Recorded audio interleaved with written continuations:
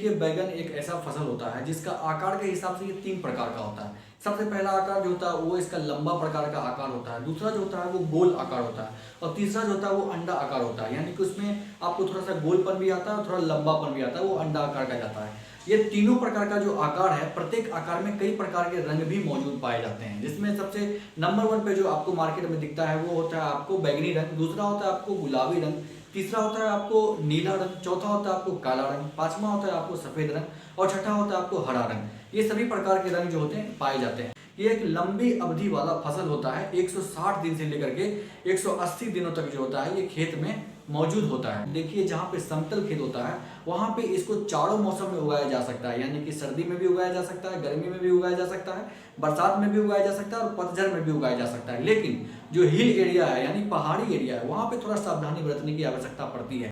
यदि आप इसकी खेती सर्दी में करना चाहते हैं तो सर्दी में आपको हमेशा उस वैरायटी का चुनाव करना चाहिए जो वैरायटी लंबे समय के बाद पकती है, ठीक है। उसके बाद आपको हम बताते हैं कि इसके लिए तापमान कितना होना चाहिए। तो तापमान की बात करें तो जिस क्षेत्र में 15 डिग्री सेल्सियस से लेकर के 35 डिग्री सेल्सियस तक तापमान बना रहता है उस क्षेत्र में जो होता है बैगन की खेती सफलतापूर्वक उत्पादन लिया जा सकता है। वैसे तो बैगन एक गर्म क्षेत्र का फसल होता है, यानी कि इसको गर्मी बहुत पसंद होता है, लेकिन यदि आप इसकी सही प्रकार से निगरानी करते हैं, देखरेख करते हैं तो आप सफलतापूर्वक इसकी खेती भारत के किसी भी कोने में उगा सकते हैं। खरीफ की बात करें तो जून की पहली सप्ताह में आप इसकी नर्सरी डाल दीजिए और जुलाई और अगस्त में जो है आप जुलाई या अगस्त में आप इसकी ट्रांसप्लांटिंग कर दीजिए। रबी की बात करें तो सितंबर में आप इसकी नर्सरी डाल दीजिए, सितंबर अंत में, और अक्टूबर और या नवंबर में आप इसकी जो है ट्रांसप्लांटिंग। जो पहाड़ी एरिया है वहाँ पे आप इसकी नर्सरी जो है अप्रैल से मई में डालिए और इसका ट्रांसप्लांटिंग जो है आप इसको जून और जुलाई में कीजिए। किसान जी अब बात करते हैं कि बैगन की खेती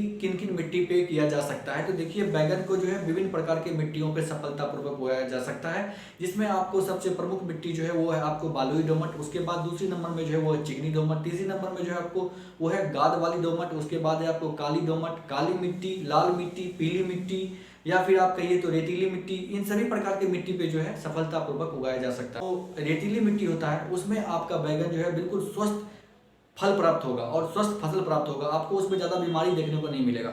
वही यदि आपका मिट्टी जो है दोमट प्रवृत्ति का है, दोमट मिट्टी है, तो उसमें आपको सबसे ज़्यादा उत्पादन देखने को मिलेगा। अब मिट्टी के पीएच की बात करें तो 5.5 से लेकर के 6 तक यदि आपके मिट्टी का पीएच है तो आप बैगन की खेती निश्चित रूप से कर सकते हैं।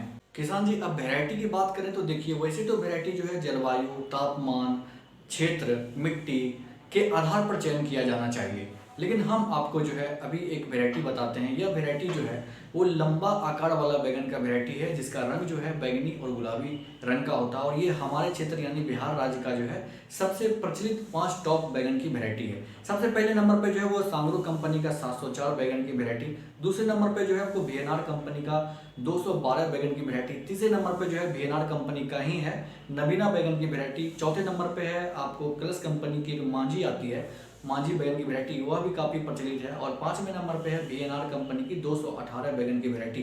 ये पांचों बैगन की वैरायटी जो है वो लंबा प्रवृत्ति वाला है और उसका रंग जो है बैगनी से गुलाबी रंग का है। अब हम आपको बताते हैं कि 1 एकड़ बैगन की खेती हेतु बीज की मात्रा कितनी लेनी चाहिए।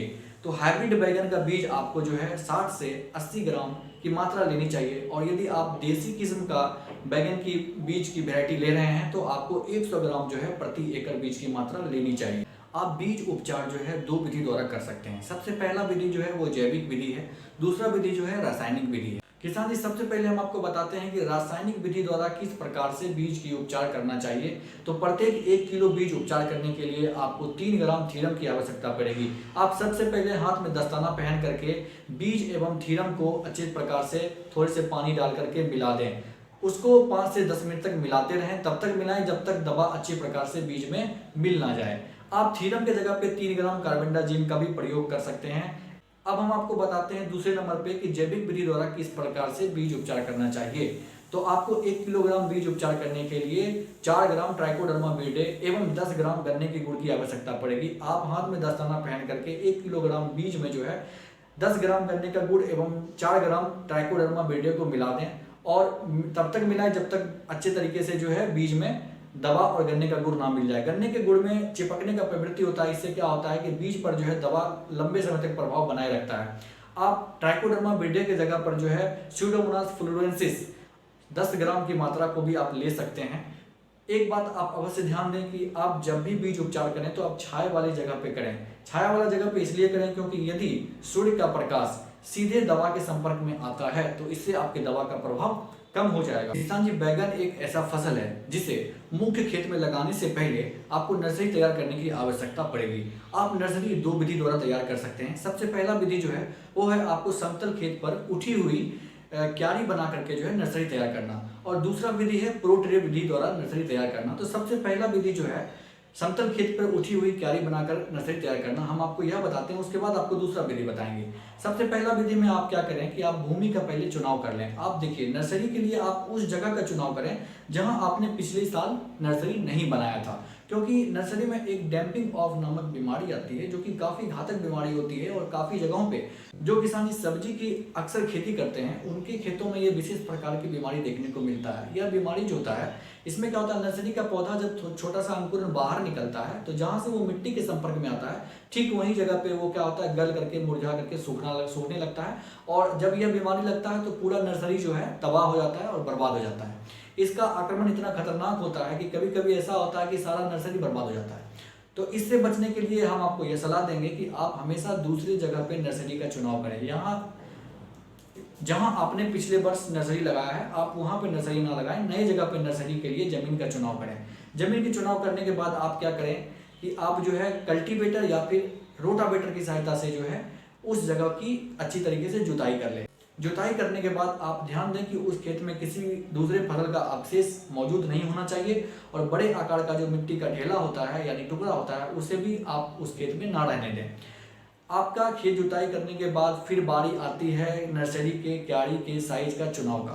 तो इसके लिए आप जो है 18 फीट लंबी, 3 फीट चौड़ी एवं जमीन से 1 फीट ऊंची 4 क्यारी का इस प्रकार से 4 क्यारी तैयार करें, और प्रत्येक क्यारी के बीच में जो है 75 सेंटीमीटर का गैप दें यानी दूरी रखें। इस गैप को इसलिए दिया जाता है क्योंकि आपको क्यारी में सिंचाई भी देना है, क्यारी में स्प्रे भी करना है, क्यारी का किसी भी प्रकार का क्यारी में जाकर के देखभाल करना है या फिर खरपतवार को निकालना है, इसलिए जो है 75 सेंटीमीटर का दूरी 4 क्यारी के बीच में दीजिए। इसके बाद बात करते हैं कि डैम्पिंग ऑफ से बचने के लिए भूमि का शोधन किस प्रकार से करना चाहिए। किसान जी देखिए, बाजार में वैसे तो विभिन्न प्रकार की दवाएं मिलती है जो आपको दावा करेगी कि यदि आप इस दवा का प्रयोग करते हैं अपने नर्सरी में तो आपको अर्धगलन यानी डैम्पिंग ऑफ की समस्या देखने को नहीं मिलेगी। लेकिन डैम्पिंग ऑफ बहुत खतरनाक बीमारी होता है, इससे बचाव के लिए आपको बिल्कुल सटीक दवा का चुनाव करना चाहिए। हम आपको आज भूमि शोधन के माध्यम से एक ऐसा दवा बताएंगे जो यदि आप इस दवा का प्रयोग करते हैं तो हम आपको दावे के साथ कह सकते हैं कि आपको आपके नर्सरी में डैम्पिंग ऑफ यानी अर्धगलन की समस्या देखने को नहीं मिलेगी। इस विधि में आपको सबसे पहले बता देते हैं कि जो आपने क्यारी बनाया है उसके लिए आपको जो है 1 लीटर फॉर्मेल्डिहाइड दवा आती है, फॉर्मेल्डिहाइड नाम की 1 लीटर फॉर्मेल्डिहाइड दवा को 50 लीटर पानी में पहले घोल करके घोल तैयार कर लेना है। घोल तैयार करने के बाद जो है जहाँ पे आपने क्यारी बनाया है वहाँ पे आपको पूरे अच्छे तरीके से उसको जो है ड्रेंचिंग करना है। ड्रेंचिंग करना है कहने का मतलब यह हुआ कि उस मिट्टी पे जो है आप इतना उस घोल का पानी डालें जो मिट्टी के अंदर 8 से 10 सेंटीमीटर अंदर तक जो है उस घोल का पानी चला जाए और वो पूरा मिट्टी जो है भीग जाए, यानी कि आप मिट्टी को उस दवा के घोल से नहला दें। नहलाने के तुरंत बाद जो है आप क्या करें कि मोटी जो पॉलीथीन की चादर आती है यानी कि पॉलीथीन का जो टुकड़ा होता है मोटा, जो बड़ा साइज का हो, जो पूरा नर्सरी पे अच्छे तरीके से आ जाए और ढक जाए, आप उसको तुरंत ढक दीजिए 48 घंटे के लिए। इससे क्या होता है कि अंदर किसी भी प्रकार का जीवाणु विषाणु यदि पुनः पनपने का प्रयत्न करता है तो उसके अंदर तापमान बनने के कारण जो है वो नहीं पनप पाता और अंदर जो है आपका मिट्टी जो है पूरी तरीके से जीवाणु विषाणु रोगाणु मुक्त हो जाता है। अब 48 घंटे के बाद उस पॉलीथीन की चादर को आप हटा दें। हटाने के बाद जो है खेत को थोड़ा सा सूखने दें। सूखने के बाद अब कुदाल की सहायता से, फावड़ा की सहायता से, खुरपी की सहायता से, यदि आपके पास किसी भी प्रकार का उपकरण है उससे आप मिट्टी को पुनः भुरभुरी बना दें। भुरभुरी बनाने के बाद जो है आप प्रत्येक क्यारी 30 किलोग्राम जो है सड़ा हुआ गोबर का खाद या वर्मी कंपोस्ट खाद डालें एवं आप उसमें नर्सरी के बीज को चींटी एवं दीमक से बचाव करने के लिए 15 ग्राम प्रति क्यारी जो है फ्यूराडान को भी डालें। उसके साथ साथ आप प्रति क्यारी जो है 1 किलोग्राम जो है रीजेंट अल्ट्रा बायर कंपनी की आती है उसका भी प्रयोग करें। यह एक कीटनाशी है और इससे आपका पौधा जो होता है कीट लार्वा प्यूपा से सुरक्षित होता है। इसका प्रयोग करें। इसका प्रयोग करने के बाद पुनः मिट्टी को अच्छे प्रकार से मिला दें। मिलाने के बाद जो है आप जब आपका जो बेड तैयार हो चुका है उसमें आपने सभी प्रकार का खाद और दवा मिला दिया है तब आप लकड़ी की छड़ी के सहायता से जो है प्रत्येक 4 सेंटीमीटर की दूरी पर जो है एक लाइन खींच दें। लाइन खींचें और लाइन की जो गहराई होनी चाहिए वो 1 सेंटीमीटर गहराई होनी चाहिए। अब आपका नर्सरी पूर्ण रूप से जो है तैयार हो चुका है, नर्सरी का बेड। अब बारी आती है बीज बुआई की। तो आप बीज को जो है, जो आपने लाइन खींचा है उस लाइन पे बीज को अच्छी प्रकार से डाल दें। डालने के बाद पुनः आप उस मिट्टी को जो है, पुनः उस मिट्टी को ऊपर से छिड़क करके या उसी मिट्टी को ढक करके बीज को ढक दें। बीज को ढकने के बाद तुरंत आप उस पर एक हल्की सिंचाई कर दें। यह एक हल्की सिंचाई इसलिए किया जाता है क्योंकि उससे बीज को जो है नमी मिल जाता है। बीज की सिंचाई करने के बाद जो है आप धान का पुआल जो होता है, धान का पुआल या फिर किसी भी फसल अवशेष या फिर गन्ने के पत्ता की सहायता से उस क्यारी को पूरे अच्छे तरीके से 48 घंटे के लिए ढक दें। 48 घंटे के लिए भी आप ढक सकते हैं या आप उसको तब तक ढक सकते हैं जब तक उसमें अंकुरन नहीं मिल जाता है। क्योंकि इसको ढका इसलिए जाता है क्योंकि जो अंकुरन होता है उसको थोड़ा सा निकलने के लिए गर्म तापमान की आवश्यकता पड़ता है। तो जब आप उसको ढकते हैं तो मिट्टी के अंदर जो है गर्मपन आता है, गर्माहट बनती है, उससे अंकुरन जल्दी निकलता है। जैसे ही आपका अंकुरन निकलता है, अंकुरन निकलने तक आप उसमें बार बार सिंचाई करते रहें। जैसे ही अंकुरन उसमें निकलता है तो उस पत्ते को तुरंत वहाँ से हटा दें। उसके बाद जो है आप उसकी जब उसको सिंचाई की आवश्यकता पड़ती है तब उसको आप हर 1 से 2 दिन पे हल्की हल्की सिंचाई करते रहें। किसान जी, यदि आपके नर्सरी में किसी भी प्रकार का कीट का प्रकोप या फिर किसी भी प्रकार के कीड़े मकोड़े का प्रकोप आपको देखने के लिए मिल रहा है तो आप जो है इमिडाक्लोप्राइड 17.8% वाला जो है 5 ml या 7 ml की मात्रा जो है प्रत्येक 15 लीटर पानी में घोल करके तुरंत पौधे पर जो है, नर्सरी वाले पौधे पे स्प्रे करें। यदि आपके नर्सरी के पौधे पे किसी प्रकार का आपको रोग देखने को मिल रहा है, चाहे वो जीवाणु जनित हो या वो विषाणु जनित हो, तो उसके लिए आप मैनकोजेब एवं कार्बेंडाजिम 15 ग्राम की मात्रा को जो है प्रति 15 लीटर पानी में घोल करके तुरंत पौधे पर स्प्रे करें। किसान जी, वही यदि आपको लग रहा है कि आपका नर्सरी का पौधा जो है वो पीला पड़ रहा है या फिर वो बेजान टाइप का दिख रहा है या वो मुरझा रहा है या उसका पत्ता का जो कोना है वो थोड़ा सा आपको जला हुआ दिख रहा है या वो आपको ताज़ा नहीं दिख रहा है, तो उसके लिए है आप जो है नाइट्रोजन, फास्फोरस, पोटास की एक घुलनशील दवा आती है NPK 19:19:19 के अनुपात में। इसकी आप 15 ग्राम की मात्रा को जो है प्रति 15 लीटर पानी में घोल करके आप जो है तुरंत नर्सरी के पौधा पे ड्रिंचिंग कीजिए, यानी कि पूरे पौधे को अच्छे तरीके से नहला दीजिए यानी भिंगा दीजिए। इससे आपका पौधा जो है तुरंत हरा भरा आपको देखने को मिलेगा। यदि आपका पौधा नहीं भी दिखता है तो भी आप 18वें दिन जो है 15 से 18वें दिन इस प्रकार की क्रिया को कर सकते हैं। इससे आपका नर्सरी का पौधा हरा भरा दिखेगा और बहुत तीव्र गति से आपको विकास मिलेगा। अब जब आपने सब कुछ कर लिया है तो अब बारी आती है नर्सरी के पौधे को उखाड़ करके मुख्य खेत में लगाने का। तो जब आपका नर्सरी का पौधा 4 से लेकर के 4 सप्ताह से 6 सप्ताह के बीच का हो जाता है या फिर आपके नर्सरी के पौधे में 3 से 4 पत्ता दिखने लगता है, तब आपका नर्सरी का जो पौधा होता है वो तैयार हो जाता है मुख्य खेत में लगने को। तो इसके लिए आपको ध्यान रखना है कि जब आप नर्सरी के पौधे को उखाड़ते हैं उससे 1 सप्ताह पहले से, यानी कि 5 से 6 दिन पहले से उसमें पानी की मात्रा को ना दें और जिस दिन आप उसको उखाड़ेंगे उस दिन उसमें हल्की सिंचाई कर दें। पानी की मात्रा को इसलिए कम कर दिया जाता है क्योंकि जो जड़ होता है वो मिट्टी में अच्छी प्रकार से लिपट जाता है और जब आप पौधे को मिट्टी से उखाड़ेंगे, खींचेंगे, तो उससे क्या होता है, जड़ के साथ थोड़ा मिट्टी भी निकलता है, उससे जड़ हिलता नहीं और आपका पौधा जो है वो मरता नहीं। इसलिए उसमें आप सिंचाई बंद कर दें और आखिरी दिन हल्का सिंचाई करें ताकि जड़ टूटे नहीं। और उसके बाद जो है आप उसका 4 से 6 सप्ताह का यदि आपका पौधा हो गया या 2 से 3 पत्ती का हो गया तो आप उसको मुख्य खेत में उखाड़ करके लगा सकते हैं। किसान जी, अब बात करते हैं नर्सरी तैयार करने की दूसरी विधि, प्रो ट्रे विधि की। देखिए, सामान्य तौर पर यदि आप मुख्य खेत में सिंगल लाइन पे पौधे की रोपाई कर रहे हैं तो आपको 1 एकड़ खेती हेतु 8000 पौधे की आवश्यकता पड़ेगी, यानी आपको 8000 पौधे तैयार करने की आवश्यकता पड़ेगी। इसके लिए आपको जो है एक प्लास्टिक का प्रो ट्रे आता है। एक प्लास्टिक के प्रो ट्रे में जो होता है वो 98 कप आता है, उसमें आपको खांचे बने रहते हैं और प्रत्येक कप में एक पौधा तैयार होता है। तो यदि आपको 8000 पौधा तैयार करना है तो आपको जो है टोटल 85 प्रो ट्रे की आवश्यकता पड़ेगी। आप 85 प्रो ट्रे खरीद लीजिए। 85 प्रो ट्रे के बाद आप यदि छोटे किसान हैं तो आप प्रो ट्रे के अलावा जो है प्लास्टिक का छोटा सा कप या फिर छोटा सा ग्लास भी प्रयोग में ले सकते हैं। प्रो ट्रे के बाद अब बात करते हैं मिश्रण तैयार करने का। तो मिश्रण तैयार करने के लिए आपको 68 किलो कोकोपीट यानी कि नारियल की खाद की आवश्यकता पड़ेगी। उसके बाद 34 किलो आपको बर्मी कंपोस्ट की खाद की आवश्यकता पड़ेगी। उसके बाद आपको 2 किलो जो है नीम के केक की आवश्यकता पड़ेगी और 400 ग्राम जो है एजोस्पिरिलियम की आवश्यकता पड़ेगी और 400 ग्राम आपको फास्फोबैक्टीरिया की आवश्यकता पड़ेगी। अब सबसे पहले आप क्या करेंगे, एक बाल्टी में आधा पानी भर करके जो है कोकोपीट जो होती है, नारियल की खाद होती है, उसको उस बाल्टी के पानी में रख दें और पूरे रात भी उसको जो है उसी अवस्था में छोड़ दें। सुबह आप देखेंगे कि आपका कोकोपीट जो होता है, यदि उसमें ज़्यादा पानी बच रहा है तो आप उस पानी को बाहर निकाल दीजिए, तो आपका जो कोकोपीट होता है वो अच्छे प्रकार से नम हो जाता है। उसके बाद आप उसमें जो है 34 किलो वर्मी कंपोस्ट का खाद, उसके बाद जो स्पिरिलियम, नीम का केक सभी मिला करके अच्छे प्रकार से हाथ में दस्ताना पहन के मिला करके आप उसका एक मिश्रण तैयार कर लीजिए। मिश्रण तैयार करने के बाद आप क्या कीजिए कि आप उस मिश्रण को लेकर के जो आपका ट्रे है उसको अच्छी प्रकार से भर दीजिए। भरने के बाद जो है एक एक खांचे में यानी एक एक कप में जो है आप एक एक करके एक एक बीज की बुआई कर दीजिए और दोबारा पुनः उस पर जो है मिश्रण को अच्छे प्रकार से डाल करके बीज को ढक दीजिए। जब आप बीज को ढक देंगे उसके बाद आपका बीज की बुआई ट्रे में अच्छे प्रकार से हो चुकी है। अब बात आती है अगली प्रक्रिया की। तो अगली प्रक्रिया के लिए आप क्या कीजिए कि उसमें हल्की सिंचाई कर दीजिए और सिंचाई करने के बाद एक ट्रे के ऊपर दूसरे ट्रे और दूसरे ट्रे के ऊपर तीसरे ट्रे को रख करके एक कनार बना लीजिए, श्रृंखला बना लीजिए। और श्रृंखला बनाने के बाद मोटी वाली पॉलीथीन का जो पॉलीथीन होता है, पॉलीथीन सीट कहिए या फिर आप मल्चिंग में जो पॉलीथीन का इस्तेमाल करते हैं वो पॉलीथीन को खरीद करके और सेलो टेप की सहायता से पूरे आप जो खांचा है यानी कि प्रोट्रे है उसको ढक दीजिए। यानी बाहर का हवा अंदर नहीं जाना चाहिए और अंदर का हवा बाहर नहीं जाना चाहिए। इससे क्या होता है कि अंदर में गर्माहट बनती है और अंकुरन निकलने के लिए गर्माहट काफ़ी अत्यंत आवश्यक होता है। जो अंकुरन आपका 8 दिन में निकलेगा वो अंकुरन आपका 4 दिन में निकल जाएगा।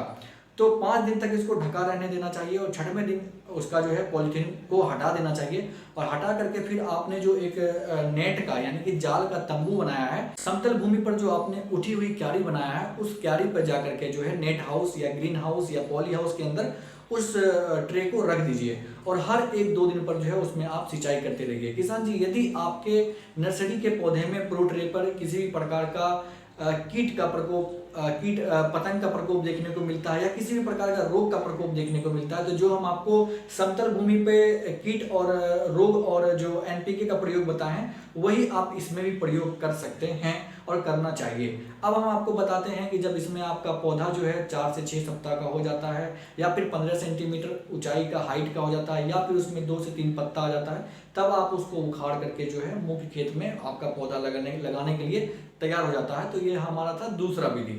किसान जी, अब बात करते हैं मुख्य खेत की तैयारी का। तो मुख्य खेत की जो तैयारी है, रोपाई से 30 दिन पहले डिस्क हैरो जिसको देसी भाषा में झाल बोलते हैं या माउल्ड बाउल्ड प्लाउड जिसको मिट्टी पलटने का जो हल बोलते हैं या फिर माउल्ड बाउल्ड प्लाउड बोलते हैं या देसी भाषा में जिसको कल्टी बोलते हैं, उसके प्रयोग से रोपाई से 30 दिन पहले खेत की मिट्टी को पलटाई कर दें और 30 दिन तक खेत को खुला छोड़ दें। इससे क्या होता है कि जो सूर्य का प्रकाश होता है वो मिट्टी के अंदर तह तक जाता है और उसके अंदर मिट्टी के अंदर मौजूद विभिन्न प्रकार के जीवाणु, विषाणु और कीट पतंग का जो लार्वा, प्यूपा, अंडा होता है उसको नष्ट करता है और आपका मिट्टी जो होता है वो रोगाणु, जीवाणु और विषाणु और कीट पतंग मुक्त हो जाता है। 30 दिन के बाद अब क्या करें कि उसको दोबारा जो है कल्टीवेटर या फिर रोटावेटर के सहायता से खेत को अच्छी प्रकार से जो है जुताई कर लें। जुताई करने के बाद बारी आती है बेसल डोज डालने की। बेसल डोज उसको बोलते हैं कि जो खाद की मात्रा हम खेत तैयार होने के समय डालते हैं उसको बेसल डोज बोलते हैं। यह मिट्टी की उर्वरा शक्ति को और पौधे को शुरुआती अवस्था में जो है ग्रोथ देने के लिए यह मात्रा खाद का डाला जाता है। इसमें अलग अलग प्रकार के खाद की मात्रा को मिलाकर डाला जाता है। चलिए हम आपको बताते हैं कि कौन कौन सा खाद का मात्रा इसमें डालना चाहिए। इसके लिए आपको 85 किलो यूरिया खाद की आवश्यकता पड़ेगी, 375 किलो जो है सिंगल सुपर फास्फेट खाद की आवश्यकता पड़ेगी और 65 किलो जो है म्यूरेट ऑफ पोटाश खाद की आवश्यकता पड़ेगी। ये तीनों खाद को आप एक साथ मिला करके खेत में अच्छी तरीके से छिड़क दें। उसके बाद जो है बेड राइजर यानी कि बेड बनाने की जो हल होती है उसको आप ट्रैक्टर में लगा करके बेड की बनाई कर लें। बेड का जो दूरी होना चाहिए एक बेड से दूसरे बेड के बीच में 60 सेंटीमीटर की दूरी होनी चाहिए। जब आप बेसल मात्रा को खेत में डाल देंगे, बेड बना लेंगे, तो आपका खेत पूरी अच्छी तरीके से तैयार हो चुका है पौधे की रोपाई के लिए। लेकिन उसमें आप रोपाई से थोड़े दिन पहले 1 या 2 दिन पहले हल्की सिंचाई कर दें। सिंचाई करने से क्या होता है कि आपका जो पौधा जो आप नर्सरी से उखाड़ करके मुख्य खेत में लगा रहे हैं वो उसका जड़ जो है तुरंत मिट्टी के संपर्क में आ जाता है और अच्छे प्रकार से जो है उसका बढ़वार होता है और विकास होता है।